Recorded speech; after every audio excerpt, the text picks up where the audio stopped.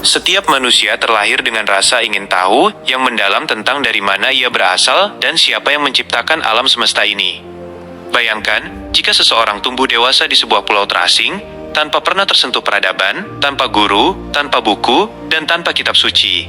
Mampukah akal murninya membawanya menemukan keberadaan Tuhan?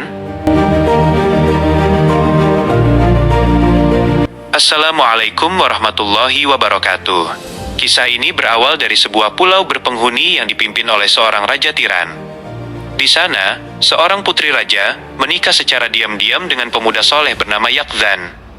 Dari pernikahan itu, lahirlah seorang bayi laki-laki. Karena takut akan kemarahan sang raja, sang ibu dengan hati hancur memasukkan bayinya ke dalam peti kayu rapat.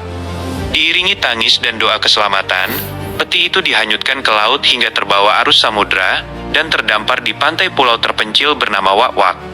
Peti itu terbuka di tepi pantai. Tangisan sang bayi didengar oleh seekor rusa betina yang baru saja kehilangan anaknya. Dipicu insting keibuannya, rusa tersebut merawat, menyusui, dan melindunginya di tengah belantara sunyi.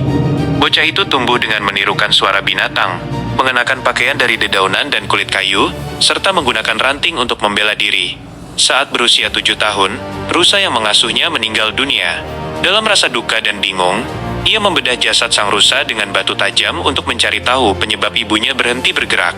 Ketika menemukan bilik jantung yang kosong, ia menyadari bahwa hakikat kehidupan bukanlah jasad fisik yang dapat membusuk, melainkan ruh yang telah pergi.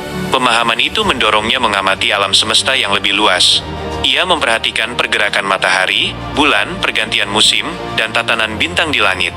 Logika murninya berpikir, jika setiap gerakan ada yang menggerakkan, maka tatanan alam semesta yang begitu presisi ini pasti diciptakan oleh Zat yang Maha Kuasa dan tidak terbatas oleh materi. Tanpa bimbingan guru ataupun kitab suci, akalnya berhasil mengenal keberadaan Sang Pencipta. Untuk mendekatkan diri padanya, ia melatih jiwa melalui meditasi di dalam gua hingga mencapai pencerahan batin. Kehidupan sunyinya berubah ketika kedatangan Absal, seorang pria soleh dari pulau tetangga yang datang untuk mengasingkan diri. Absal mengajarinya bahasa manusia. Saat berdiskusi, betapa terkejutnya Absal karena pemahaman spiritual bocah itu sangat selaras dengan wahyu agama dan ajaran para nabi.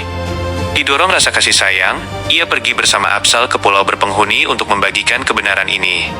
Namun, masyarakat di sana yang terikat pada harta dan formalitas justru menolak dan mencibirnya. Dari kegagalan tersebut, ia menyadari bahwa mayoritas manusia memiliki tingkat pemahaman yang berbeda dan tetap membutuhkan hukum syariat formal agar hidupnya teratur. Setelah berpesan agar masyarakat tetap menjalankan ajaran agamanya, ia dan Absal memilih kembali berlayar ke Pulau Wak-Wak. Di pulau yang sunyi itu, mereka menghabiskan sisa hidup berdua dalam harmoni ibadah dan bertafakur hingga akhir hayat. Siapakah sosok yang berhasil menemukan keberadaan Tuhan hanya dengan modal akal murni dan pengamatan alam ini? Dialah Hayy bin Yaqzan. Kisah alegori filosofis ini disadur dari karya sastra klasik karangan filsuf dan dokter muslim asal Andalusia, Ibnu Tufail, abad ke-12, yang berjudul Risalah Hayy bin Yaqzan. Wassalamualaikum warahmatullahi wabarakatuh.